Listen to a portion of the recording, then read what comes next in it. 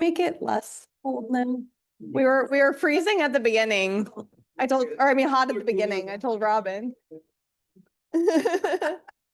It's like basically like on off, and then it's either hot or cold.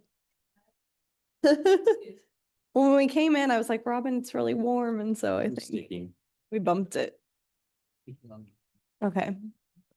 Good. It's not saying recording in progress tonight. How will we know? All right, it is 7:07 p.m. and I'd like to call this work session to order.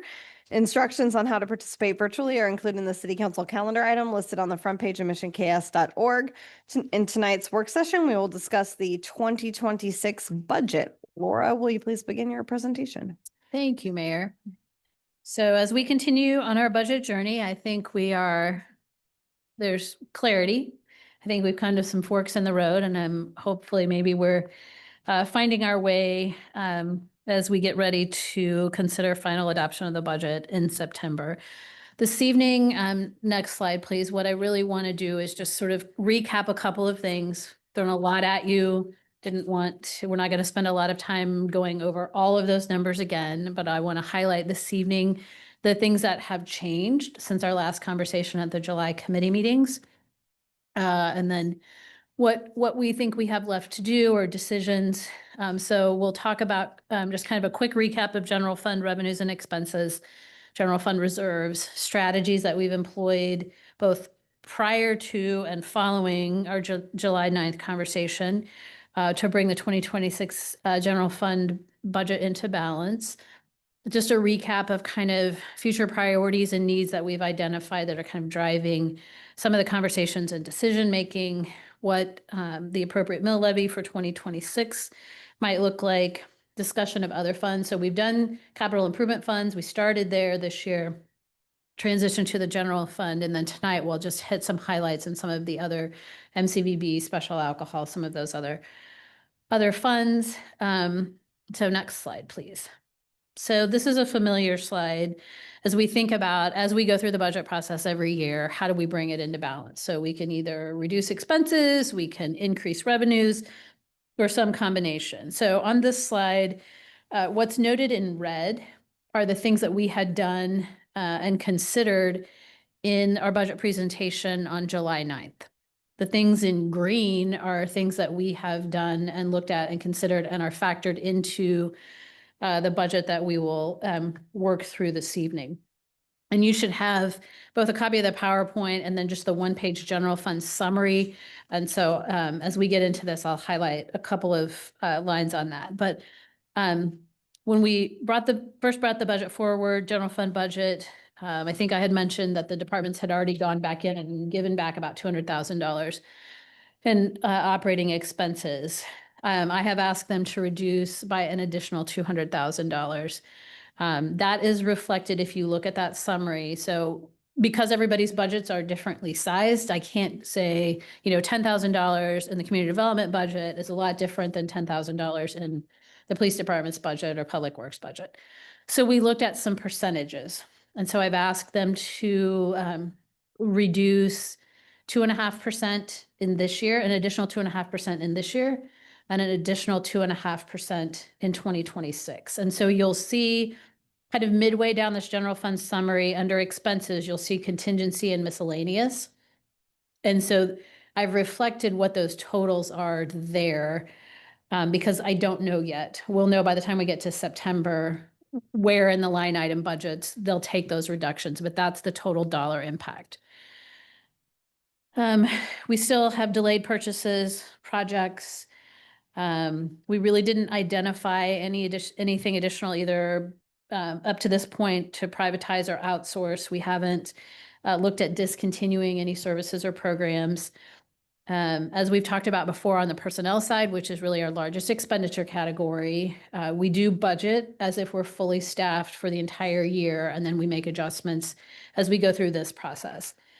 We have, however, reduced full-time staff by 2 positions since our July 9th meeting, and that is moving from 2 community service officer positions in the police department to 1.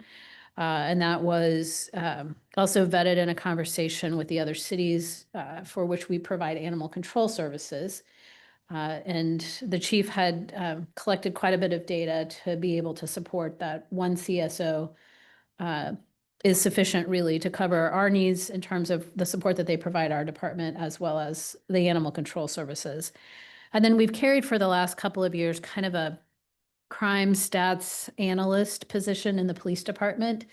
But with some of the changes in the reporting technology, we just have never gotten to the point where we could fill that. So we've pulled that one back out of the budget.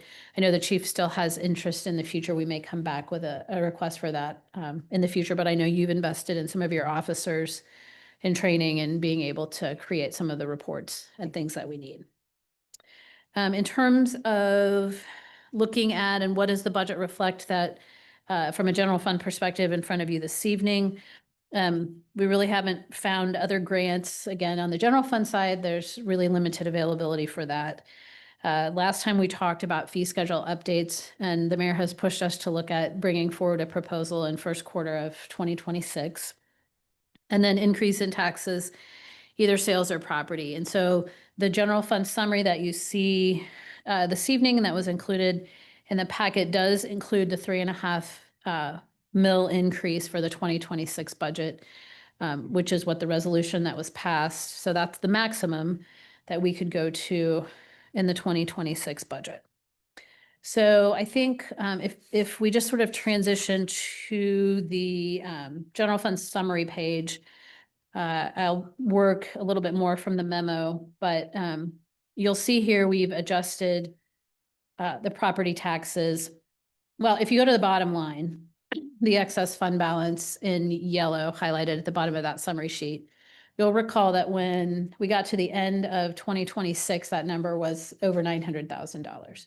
So the work that we've done since July has brought that down to 49,000, which is really kind of a rounding error. I mean, I don't mean to be sort of flippant or about that, but in the grand scheme of our budget over the course of the year, we can adjust that. And that is reducing the 25% fund balance requirement in this year from 25% to 22.5%. We're more than halfway through the year. That's a pretty safe and conservative place, I think, position to be in. But these numbers in the general fund summary do include going back to a full 25% general fund reserves in 2026.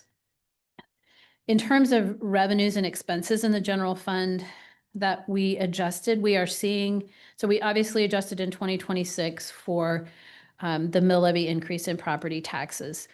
And we have another slide that I'll cover later that kind of shows we capture only about 65% of what those dollars that come into the general fund as a result of a mill levy expense. But we're seeing some improvement in some of the revenue streams in this year. Not enough that I felt comfortable making adjustments upward. I would rather have us be as conservative as we possibly can at this point, and then wherever we can improve, that just improves the bottom line going in to next year and potentially allows us the flexibility to add some of the technology back in or the street sweeper, some of those purchases that we have delayed. The only revenue adjustment that I made in the current year was to reflect and I didn't reflect 100% of it, the plan review fees that were paid by Millhouse. So they submitted those, that was just shy of $90,000. And so I did feel comfortable because that has been deposited and reflected and in our bank. So that was really the only adjustment that was made on the revenue side. And again, we will make some additional reductions in expenses this year and next year to the contractual and commodity line items in the budget that will total about $200,000. We have reduced the transfers to the capital improvement fund for streets. We've actually, in looking at the numbers, need to increase the transfer to the solid waste fund, and we'll talk more about that in the other funds. So this is kind of where we where we sit today in terms of bottom line, you'll see if you go back up to the line that's highlighted in blue, the difference between revenues and expenses. Before transfers out, you will see that it's the transfers that kick us into that negative fund balance position, right? And Laura, just to clarify one thing on that, because you're talking about the reduction in the street, that's being made up for by stormwater revenues. Is that correct? So no real reduction in the street program or the progress Not we've been immediately making. in the next Yeah, 2 for years. the next 2 years. Yeah. Right, and we'll touch on that. So the thought was, we will, yes, we'll make up the majority of that with a transfer from the stormwater utility fund for the stormwater work associated with the streets. One of the things that we will be doing is advancing kind of the PCI inventory. We had planned and budgeted for that in 2026. We are going to go ahead and start that and potentially complete that in 2025 so that we have the opportunity to go back and really say, how are our streets holding up? Do we need to make any adjustments in the 10-year program? I think from a residential street standpoint, we can probably keep up with $2 million a year. It's going to be the timing for the CARS projects and where those come in. And we haven't typically scheduled or applied for funding for CARS projects based on the actual condition of the street. So we think that's a really important component that we need to bring in. Yes, we do get 50% funding for the CARS streets. But if we don't need to do those. And then I think the other thing that will be important, we talked about the workshop on complete streets that will be coming forward in September. I think all of those things, the Safe Streets for All recommendations are all going to kind of funnel in with a larger conversation about what are our goals and objectives with our street maintenance program. Okay. And so this, absolutely. To refresh my memory, the dollar value that's associated with ADA compliance, what does that dollar value mean in context to ADA compliance? So that is a fee that is collected on all of our municipal court tickets. Okay, so we have a fuel charge and an ADA charge.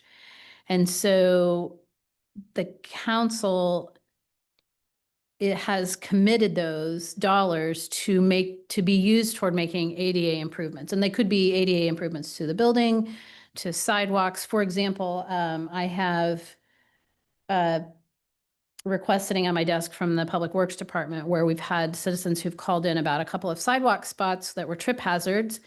And so when those are identified for us, we need to move forward. And I think it's about a $13,000 expense. We could use these funds, okay? So we could use these for anything related to building or facilities, if it was City Hall, if it were the community center, at the pool.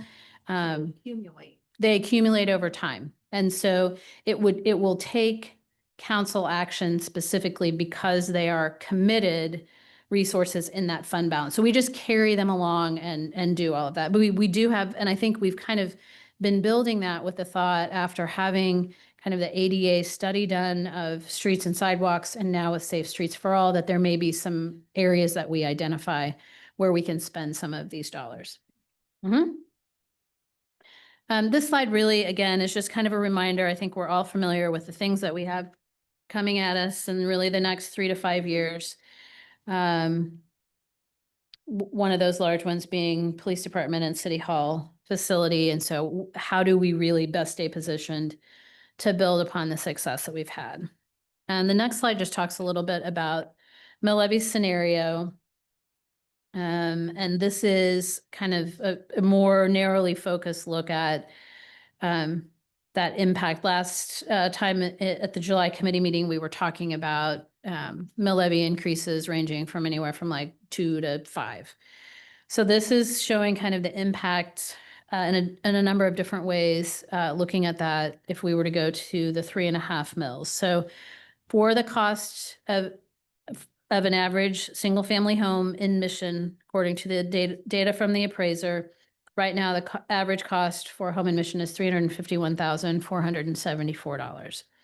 So if the mill levy were to remain the same, that's about $748 a year in taxes to the city of Mission, or $62 a month. If we go to the increase by 3.5 mils, you're looking at going from $62 a month to $74 a month, so $12 a month increase, or about $142 a year in additional taxes. So then when we say, okay, what happens with a real impact of 3.5 mils? So the total increase in property tax, total revenues that would generate is just about $811,000. Anytime we have an increase in any revenue stream, we have to take 25% off the top of that, because we know that's going to go into reserves. So if we think about, okay, if we're generating $811,000 more in property tax, $202,000 of that comes right off the top to meet our fund balance reserve policy. And then we have to take a little bit additional for, in recognition of the TIF payments that we pay out and the increment. So that's about 83. So you're about $285,000 that we don't really get to put towards additional expenditures, leaving us with net available to the budget of about $524,000. So if you rewind and say, last time we were looking at 900, the bottom line that really benefited here was only 524. So you can see, to get to $49,000 deficit, we made some other adjustments. The largest of those being the additional $200,000 that we've asked the departments to look at. Again, I think we will do personnel, even with the, even though it's budgeted with the reduction in the 2 positions, all those positions are budgeted as fully staffed. We know we will have personnel savings, and they're reflective of the police compensation increases that you have approved. And I anticipate that we will be back in September with a final recommendation on that step plan, including implementation of that going forward. But those dollars are reflected in the numbers that you see. So again, really only about 65% of whatever we generate in additional property tax revenues becomes available to be spent on kind of our annual operating expenses. We talked about why consider a mill levy increase. We think we have some potential threats to our home rule authority and our ability to continue to have the discretion to set our own mill levies. This council has expressed a desire to aggressively continue to pursue community priorities. We do have some large needs in the future, such as the police station and city hall that could require bonding, and so we need to look at debt repayment sources. One of the things that has changed slightly since our last conversation is we were talking about the county was putting renewal of their public safety sales tax on a ballot in November of this year. They've had some challenges to that with an attorney general's opinion. They have removed that from the November 2025 ballot. They are asking for the court for some clarification and anticipate holding that election now in March of 2026. So not tremendously delayed, but I think we were all looking forward to knowing that's about $285,000 to us annually in terms of revenue. So the sooner we know we have that going forward, I think the more comfortable we will be in making some longer term decisions. So that's a piece that has kind of adjusted since our conversation. As I mentioned, slight reduction in the general fund reserves for the balance of this year, but taking us right back to that 25% in 2026 and better. And again, I think by the time we get to year end, these numbers will improve. I think as we go through the first half of 2026, those numbers will improve. And although and I hope we've demonstrated, you've been willing to at least put out for consideration the mill levy increase. And I hope that we will have and will continue to demonstrate that we're looking at all the ways to help bring that into balance and keep us positioned well for the future. Included in the memo, so I'll stop there. Does anybody have comments, discussions, questions on any of that? Comments, questions for Laura? Yeah, Leah? So the two full-time staff positions, are they currently filled or are No, they? they're currently vacant. Okay, thank you. We work I don't know that we've ever in my 20-year tenure here had any sort of reduction in force. So if we eliminate a position, it's when it's vacant. Okay, Mhm. thank you. I appreciate that clarification. Yep. I would still Debbie? recommend at some point that we do a one-page quick fact sheet that tells if we're gonna move up on the mill levy and that so people have an understanding of what the money's being spent on. Just something quick and simple, but it's transparency and it's also a better clarification of what the mill levy stands for, and what that does for them. Yeah, absolutely. So we're scheduled to have our community dialogue on the budget, which isn't always well attended, ahead of your August 20th city council meeting. So that is typically the time when we're going to pull together any of those FAQs or kind of fact sheets and make those available. And again, we do that. We have that community dialogue in advance of your final vote on the budget so that there's still an opportunity for you to get that input and engagement and have the chance to consider that before you make any final decisions on the budget. Other questions for Laura at this point? No?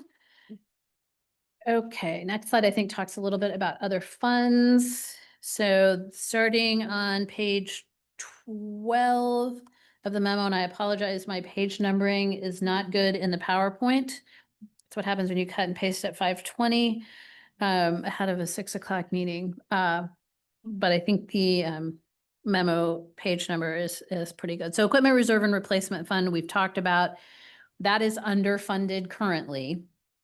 And so that's one of those longer term, bigger picture items that we really need to get back on track. And we are working internally to look at those long-term vehicle and equipment replacement schedules. And again, I just want to compliment our staff. We have a 10-year equipment replacement schedule, but we look at maintenance records, and if we don't need to replace something, we don't just replace it because we've hit the 10-year mark. Special alcohol fund, I think everybody's familiar. That is a third of the alcohol tax that we receive. So a third goes to the general fund, a third to special alcohol, a third to special parks and recreation. These are to be used to support programs whose principal purpose is alcoholism and drug abuse, prevention or treatment of persons who are alcoholics or drug abusers, or in danger of becoming alcoholics or drug abusers. So total alcohol tax distributions in 2026 are budgeted just shy of $470,000. So a third of that, or 156,000, is coming into the special alcohol fund. And we have historically used those to support the grants that are awarded through United Community Services program. And I think there was a lot of discussion around that process last month when DA Howe was here asking for the contribution to the Family Justice Center project. And I think the mayor in particular had some questions about whether ultimately operating funds would be allocated through that. But we have, this budget reflects a commitment of about $70,000 to the Drug and Alcoholism Council, which is a $5,000 increase over our 2025 contribution. And then the other big thing that is funded from the Special Alcohol Fund is the Mental Health Co-Responder Program. We share two co-responders with other cities. You approve advancing the MOU and the amendment to the MOU. This program is still an important priority for the department. I think we may see some recommendations next year or beyond in terms of how funding is allocated. But as we've looked at it and some of the proposals that have come forward from some of the smaller communities, our allocation stays pretty proportionate with the services that we receive. So I don't believe Chief or I have seen any changes that would concern us in terms of an imbalance. This fund, although I didn't include the fund page, which you'll see as we move forward, but there's significant fund balance here. To cover this, we've had savings the last several years because we've had grants for the co-responder, for one of the co-responders. we have sufficient funds to cover the cost, even if we aren't able to continue to secure those grants. Special Parks and Recreation Fund, again, gets about in 2026, $156,000. Those funds are typically included with the Parks and Recreation sales tax dollars and make up the Parks and Recreation portion of the capital improvement program. So anything that supports our outdoor parks, the Mission Family Aquatic Center, and the Powell Community Center. And you may recall that with the 2025 budget, there is sufficient revenue in that fund that we transition the majority of our outdoor park maintenance expenses, in addition to the capital expenses, to the Special Parks and Recreation Fund. The MCVB fund is where we collect and are required to collect and maintain transient guest tax dollars from our one hotel. So we currently have 9% transient guest tax dollars. Typically, we have used the majority of those funds to support publication and distribution of our Mission magazine. Realized some savings in that this year, because we transitioned, or maybe last year, we transitioned from 5 issues a year to 4 issues a year. Because of some of the changes that we've experienced, I'm not even sure we're going to get to 4 issues this year. We may be 3 issues. But we've also carried about $45,000 a year, which we haven't allocated for support of various downtown business district initiatives. So we'll continue to look at ways to use those dollars. The one thing I will say that the 2026 budget does not include, because things have been pretty tight, is we haven't accounted for any potential expenses related to the World Cup in 2026 or the city's 75th anniversary in 2026. So we'll continue to look at, in fact, there's a meeting Friday with the county to kind of look at transit-related expenses. Total dollar asks have been slow to come out for us. But the MCVB fund, if we have some flexibility, might be one of those places where we could account for or accommodate expenses for either one of those activities. In the solid waste utility fund, those are the fees that are collected for single-family residential properties who receive trash, recycling, yard waste service year-round. As we talked about this, I think, in July, but GFL has requested a 3% increase for 2026, which is sort of an automatic increase per our contract. And so that would move the per household rate from $18.62 a month to $19.18 a month. We're recommending, or this budget is built at this point, and we can certainly look at some adjustments because you have the ability to allocate and change that. We charge some portion of that as a special assessment on residents' property tax bills. Excuse me. So right now they're paying just shy, I think it's about $193 a year for those trash services, and that's collected as a part of the annual trash bill. The consumer price index for trash services over the last 12 months, so March 24 to March 25, was about 5.1%. So the increase requested by GFL is lower than CPI in that. So the resident share is less than $16 a month. And this also would continue the cardboard recycling program that we established for the downtown businesses, which we anticipate annual costs between about $5,000 and $9,000 a year. And we need to probably look, I haven't seen an update on that recently, but as I mentioned, we did need to increase the transfers from the general fund from what we had originally shown to 80,000 in 2025 and 100,000 for 2026. So again, we can, if it's your prerogative, we can break that down a little bit further. We can look at some additional splits. I didn't know how you felt about that, if we were also considering a mill levy increase and had the opportunity to kind of accommodate that, at least in the general fund budget as we presented. Then the Rock Creek Drainage District number 1, you may recall that we didn't need to consider resolution exceeding revenue neutral for that because evaluation within that drainage district, which is exclusively the gateway site, had actually gone down. So a revenue neutral rate for 2026 would have increased the current mill levy. It has been our practice to hold that mill levy around 10.5 mils. And so that's where we're recommending that we leave that for the 2026 budget. That generates about $30,000 a year. And those drainage district revenues are transferred into the stormwater utility fund and help cover a portion of debt service on our existing stormwater debt.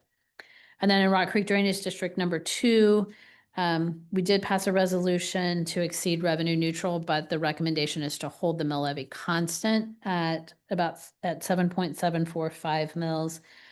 That drainage district essentially runs from Roland Drive through Lamar, follows the creek channel, includes residential and commercial properties, and generates about 116,000 annually. Again, all of which is transferred to the stormwater utility for debt service. And then we have the various TIF and CID funds. All of the distributions from these funds are made in accordance with approved development agreements, and we only reimburse developers for approved and certified eligible costs. You may recall that all of the TIF eligible costs, so we were paying property TIF and general sales TIF at the Mission Crossing development, which is Chick-fil-A, Culver's, Wellstone. The TIF eligible costs were reimbursed by the second quarter of this year. And so the council actually terminated that TIF district. I think it was about 8 years ahead of schedule. So that is returning both some property tax revenues and sales tax revenues. They still have CID eligible expenses. And so the CID will continue until either they hit their 22-year mark or we have reimbursed those. We haven't really addressed key performance areas until the dust settles finally on everything in the department budgets. But as we move into the community dialogue presentation for August 20th, we'll take our expenses as we have done historically and apply those and illustrate those in each of the key kind of 5 key performance areas that we've established with, and we've changed it, not outcome statements, but the value statements that are reflective in those. So we'll be able to share that with the public as well. And I think that's a good illustration of, in those key performance areas, how are your dollars being allocated, whether those are property tax dollars, sales tax dollars. That I think is really everything I have for you. So my questions for you. So again, we have most immediately the community dialogue ahead of the August 20th meeting. We had talked about a council retreat. If you are still interested in that, I think we had targeted something on Wednesday, August 27th. So we'd look for some guidance on whether or not you feel like that is necessary. Otherwise, we would move forward at the September Finance and Administration with kind of our final recommended 2025 revised and 2026 budgets, moving toward adoption on, I think it is the 17th of September at that city council meeting, which is where we would conduct the legally required public hearing on both the budget and the intent to exceed revenue neutral. About to lose my voice, I think. So any other questions, comments, discussion? Ben first. Yeah, just first to get to your question about the retreat or focusing a bit more on this in a more conversational setting. I think I'm fairly interested in this. I think we're all fairly protective of the mill rate. So I don't know what you think we may know more by then in terms of clouds hanging over the sales tax picture with the county, or I don't think we'll know anything fee there. schedules for next year are still going to be kind of, dream, right? Yeah, we'll have maybe 1 month more of revenues and Yeah. expenses to kind of gauge. And you obviously can't go over at this point. You can't go over Yeah. 3.5 mils. So Well, my instinct is to fight every, 10th of a mil down, but if we don't have any new information, then I'm not gonna kick and scream about it. Anybody else? I have a Debbie? Question, it's not budget related, but it has something to do with the increased revenue. Have we heard anything more on the Wild Oats property, where we are on it? And they did not secure the preferred tenant that we negotiated the incentives around. And so at this point, I have just simply reminded them that they have until November of this year to find a tenant that matches the pretty narrowly written description included in their development agreement, or essentially they have to come back and renegotiate all those incentives. They're continuing to council. pay property tax on the property, correct? Yes. Yep. So does that kind of mean that they will develop something there? Is that? I would think so. So one of the things that we did, recognizing that securing the tenant that they had hoped was up in the air, we did not activate the CID or the TIF district immediately upon your approval of the development agreement. We've given ourselves a little bit of room. If that doesn't materialize, then we would just sort of terminate that TIF project plan. And but yes, the developer still owns it and is still paying taxes on it until such time as they bring forward a project that meets your objectives. I know they are working on it, and we continue to remind them that they have to renegotiate if they can't get somebody that fits that description. So Any other questions for Laura? Good job. thank you. Okay, so I heard maybe no on a retreat. I'm just looking for some guidance in case so I can pin it down on everybody's schedules too. Never against talking further, especially in a more casual setting.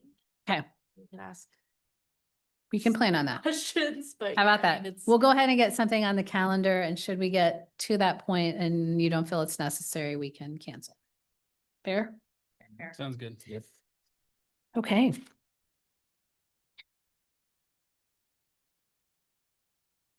All right. I think with no further questions, that concludes our work session. Thank you, Laura. Thanks, Laura.